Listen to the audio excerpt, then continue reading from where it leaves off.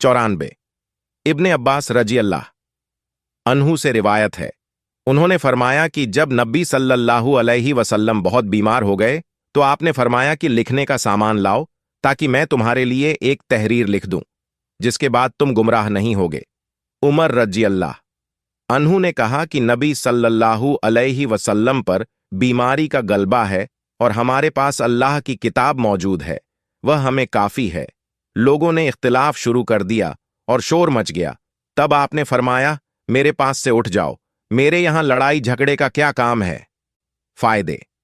हजरत उमर रजी अल्लाह अन्हु का मकसद आपके हुक्म की खिलाफ वर्जी करना मकसूद न था, बल्कि आपने ऐसा मोहब्बत की खातिर फरमाया, वरना रसूलुल्लाह सल्लल्लाहु अलैहि वसल्लम इसके बाद 4 रोज तक जिंदा रहे और दूसरे अहकाम नाफिज फरमाते रहे, जबकि तहरीर के बारे में आपने खामोशी इख्तियार फरमाई।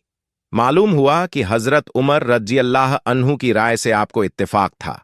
औनुल अभारी 1/257।